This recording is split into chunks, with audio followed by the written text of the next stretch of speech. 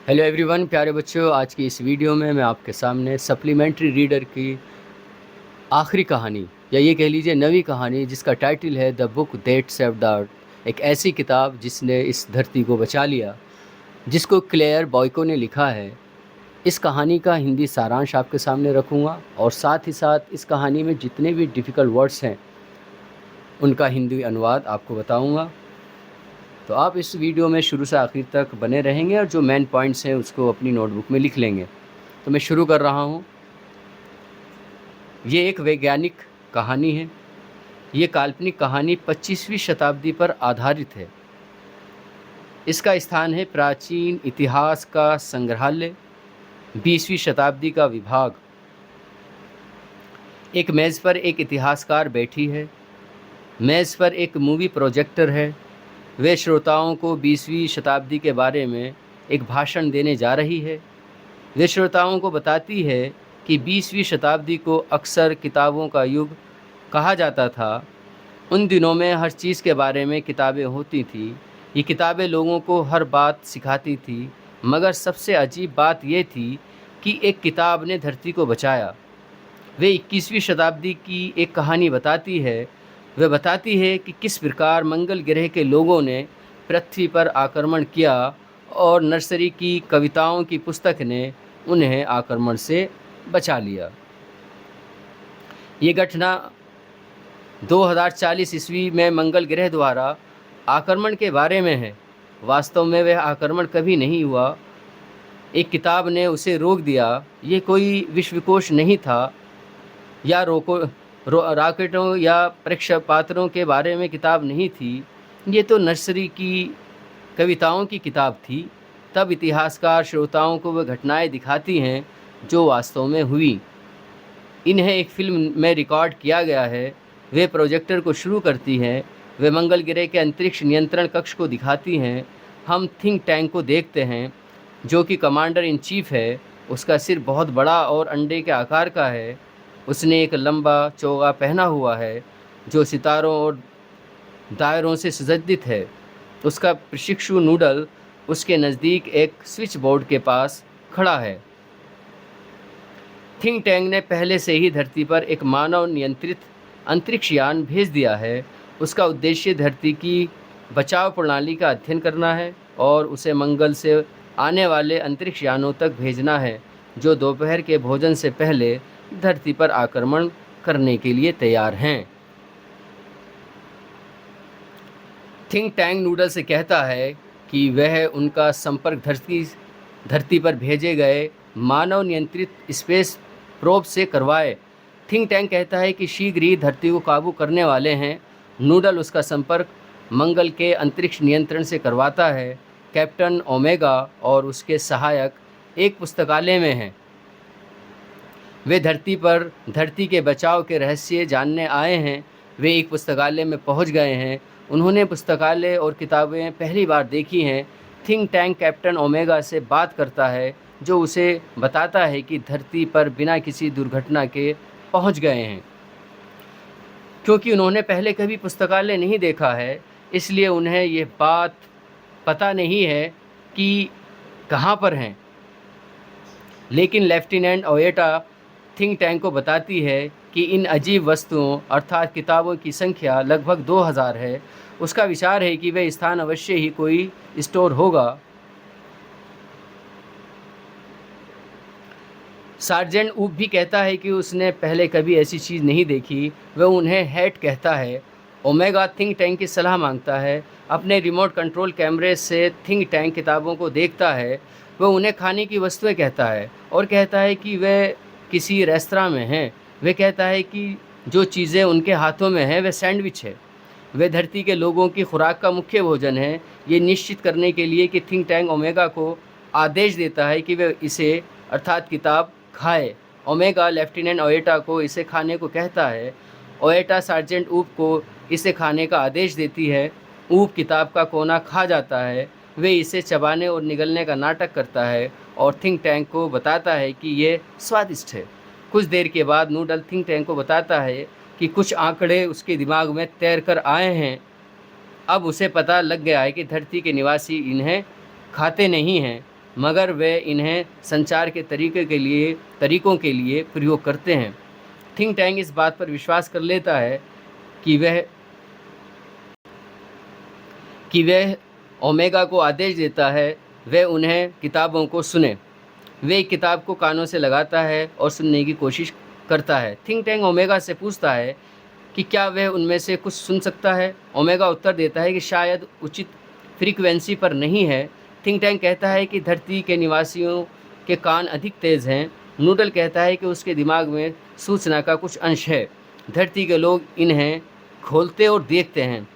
अब think tank कहता है कि वह सैंडविच आँखों के संचार के लिए हैं। वह कैप्टन ओमेगा से कहता है कि वे 3 सैंडविच ले और उनमें देखे।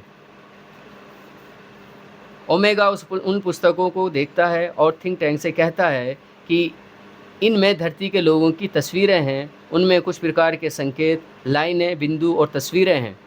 वह उससे कहता है कि वे तस्वीरों का अध्ययन करें और उनकी सांकेतिक भाषा को समझें। जो किताबों में ओमेगा देख रहा है वह नर्सरी की किताबों की एक किताब है, कविताओं की एक किताब है। वह कविता पढ़ता है, मिस्ट्री मैरी। थिंक टैंक को हैरानी होती है कि धरती के लोगों ने कृषि और खनन को किस प्रकार मिला दिया है। वे तो विस्फोटक पदार्थ भी उगाते हैं। वह महसूस करता है कि धरती के लोग बहुत बुद्धिमान और बहादुर हैं। नूडल कहता है कि आक्रमणकारी अंतरिक्ष यान धरती पर आक्रमण करने के लिए तैयार है, मगर थिंक टैंक नूडल से कहता है कि वे आक्रमणकारी दल को रोकने के लिए कहें। उनके पास नई जानकारी है। थिंक टैंक ओएटा से कहता है कि वे जानकारी का अनुवाद करें। वह नर्सरी की कविता है डिडल स्पून पढ़ती है। थिंक टैंक भयभीत हो जाता है। वह सोचता है कि धरती के लोग बहुत उच्च सभ्यता पर पहुंच गए हैं। उन्होंने अपने घरेलू जानवरों को भी संगीत और अंतरिक्ष के तरीके सिखा दिए हैं। शायद वे लाखों गायों से गिरोह पर आक्रमण करने वाले हैं। वो उसे कहता है कि वे आक्रमण दल से कह दे कि आज आक्रमण नहीं किया जाए। फिर ऊप नर्सरी कविता हम्टी डम्टी अगेन पढ़ता है। वह हम्टी डम्टी की तस्वीर भी दिखाता है। वह तस्वीर थिंक टैंक से मिलती है। वह डर जाता है। वह कहता है कि धरती के लोगों ने उसे देख लिया है। वे केंद्रीय नियंत्रण और उसे जीतना चाहते हैं। वह मंगल ग्रह से भाग जाने का फैसला करता है। वह नूडल को आदेश देता है कि उनके लिए एक अंतरिक्ष यान तैयार करवाए। उसे बिना देरी किए बिना वहाँ से भागना है। धरती के लोग मंगल ग्रह पर कब्जा करने आ रहे हैं। नूडल थिंक टैंक से पूछता है कि वह कहाँ जाएंगे। थिंक टैंक उत्तर देता है कि वह एल्फा सेंचुरी नाम के ग्रह पर जाएंगे जो 100 मिलियन दूर है। ये फिल्म दिखाने के बाद इतिहासकार कहता है कि नर्सरी कविताओं की एक पुरानी किताब ने धरती को मंगल ग्रह के आक्रमण से बचा लिया। इसके बाद 25वीं शताब्दी में उन्होंने मंगल ग्रह से फिर संपर्क बना लिया। वे मित्र बन गए। थिंक टैंक का स्थान नूडल ने ले लिया। उन्होंने मंगल ग्रह के निवासियों को किताबों और सैंडविच में अंतर समझाया। उन्होंने मंगल ग्रह पर एक आदर्श पुस्तकालय भी स्थापित कर दिया, मगर उन्होंने एक पुस्तक कभी नहीं पढ़ी। ये पुस्तक है मदर गूज। प्यारे बच्चों, अभी आपके सामने मैं इस कहानी जिसका टाइटल था the book that saved the earth का हिंदी सारांश आपके सामने प्रस्तुत कर रहा था। अब मैं इसके कठिन शब्दों का हिंदी अनुवाद आपके सामने रख रहा हूँ। आप इसको ध्यानपूर्वक सुनेंगे। सेंचुरी का अर्थ होता है शताब्दी, अर्थात a period of 100 years. Museum का अर्थ होता है संग्रहालय। प्लैनेट का अर्थ होता है ग्रह। प्रोजेक्टर का अर्थ होता है projector, a device that projects. इसके अलावा एक वर्ड है बॉज का अर्थ होता है झुकना। क्यूरियोसिटीज़ का अर्थ होता है अजीब वस्तुएं। एरा का अर्थ होता है युग। एंटिएटेड का अर्थ होता है एक जानवर है। जुलूस का अर्थ होता है अफ्रीकी कबीला।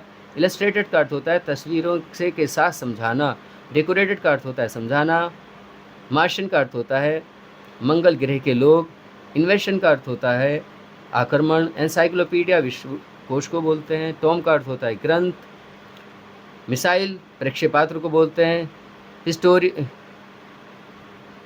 हिस्टोरिस्कोप का अर्थ होता है इतिहास दिखाने का यंत्र। फोल्डेड का अर्थ होता है हाथ जोड़ना। एलोबरेट का अर्थ होता है विस्तृत। माइटी का अर्थ होता है शक्तिशाली। सैल्यूटेशन का अर्थ होता है अभिवादन। कम्युनिकेशन संचार संपर्क को बोलते हैं। मैंड का अर्थ होता है व्यक्ति द्वारा नियंत्रित। प्रोब का अर्थ होता है योजना। रिडिकुलस का अर्थ होता है हास्यास्पद या मजाकिया। जेनरस का अर्थ होता है दयालु। इनसिग्निफिकेंट का अर्थ होता है तुच्छ। फैंटास्टिकली का अर्थ होता है अजीब ढंग से। इंटेलेक्चुअली का अर्थ होता है बुद्धिमत्ता से। पॉज का अर्थ होता है रुकना। स्मैकिंग का अर्थ होता है थप्पड़ मारना। अगली का अर्थ होता है भद्दा। अर्थलिंग का अर्थ होता है धरती के लोग। प्रीमिटिव का अर्थ होता है प्राचीन। रिफलिंग का अर्थ होता है पुस्तक के पन्ने पलटना। क्रू का अर्थ होता है कर्मी दल। एनॉर्मस का अर्थ होता है बहुत बड़ा। गूगल्स का अर्थ होता है गोगल्स का अर्थ होता है धूप का चश्मा। स्ट्रक्चर का अर्थ होता है ढांचा। माइक्रोस्कोप माइक्रोफोन ही होता है। साउंड एम्पलीफाइंग डिवाइस को बोलते हैं माइक्रोफोन। और लोकेशन का अर्थ होता है अवस्था या स्थान। शेल्टर का अर्थ होता है आश्रय। इंडिकेट्स का अर्थ होता है दिखाना कोई सूचना देना। फिगर इट आउट का अर्थ होता है हिसाब लगाना। स्टोरेज बार्न का अर्थ होता है स्टोर भंडारण गृह। कुलू का अर्थ होता है निर्देश। गैलेक्सीज का अर्थ होता है आकाशगंगा। और इसके अलावा एलिमेंट्री का अर्थ होता है आधारभूत। अनडाउटेडली का अर्थ होता है निसंदेह। क्रूड का अर्थ होता है अधिक अच्छा नहीं। रफ जिसे रफ बोलते हैं। रिफ्रेशमेंट स्टैंड का अर्थ होता है चाय पानी आदि का स्टैंड या दुकान। स्टेपल का अर्थ होता है मुख्य। स्क्विंट का अर्थ होता है महंगापन।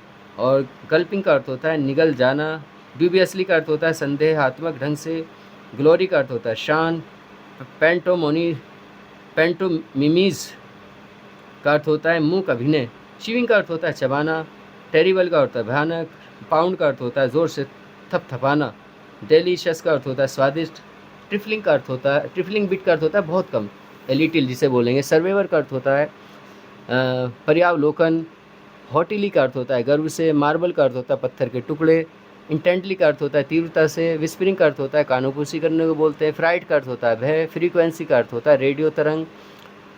ट्विलिंग का अर्थ होता है हिलाना। क्लेरिफाई का अर्थ होता है स्पष्ट करना। पियर्स का अर्थ होता है देखना। स्क्विगल का अर्थ होता है स्पष्ट दिखना। मैग्निफिसेंट का अर्थ होता है सुंदर। ब्रिलियंस का अर्थ होता है चमक। अनफोल्ड का अर्थ होता है खुला हुआ। स्टिफली का अर्थ होता है ज़ोर से कसकर। पॉप का अर्थ होता है डालना। गल्प का अर्थ होता है तेज़ी से निकलना। एक्सीलेंट का अर्थ होता है उत्तम। डिसिफर का अर्थ होता है मतलब लगाना। और फ्रॉन का अर्थ होता है घुड़कना या क्रोध गुस्सा करना। ब्राइटली का अर्थ होता है प्रसन्न होना। ट्रांसक्राइब का अर्थ होता है अनुवाद करना। कॉन्ट्रेरी का अर्थ होता है इसके विपरीत। कोकल का अर्थ होता है घोंघा। रो का अर्थ होता है पंक्ति। अलार्म का अर्थ होता है भयभीत या डरा हुआ। लेविटी का अर्थ होता है चपलता। रेयर का अर्थ होता है दुर्लभ। एक्सप्लोसिव का अर्थ होता है विस्फोटक। ग्रेवली का अर्थ होता है गंभीरता से। फिडल का अर्थ होता है वायलिन। और डोमेस्टिकेटेड का अर्थ होता है परिवार घर संबंधी। और लॉन्चिंग का अर्थ होता है आरंभ करना। इंटरप्लेनेटरी का अर्थ होता है ग्रहों के बीच। नोटिफाई का अर्थ होता है घोषणा करना। स्क्रीमिंग का अर्थ होता है चिल्लाना।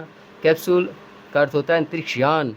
ट्रेसेस का अर्थ होता है चिन्ह। इवैक्यूएट का अर्थ होता है खाली करना। चकलिंग का अर्थ होता है हल्के से हंसना। रिज्यूम का अर्थ होता है दोबारा से शुरू करना। प्यारे बच्चों, मैं अभी आपके सामने इस कहानी जो इस सप्लीमेंट्री रीडर की आखिरी कहानी है उसका हिंदी सारांश और कठिन शब्दों का अनुवाद प्रस्तुत कर रहा था। मुझे उम्मीद है कि आपने मुख्य बिंदुओं को अपनी नोटबुक में लिखा हुआ होगा। आज की इस वीडियो में इतना ही। Thank you.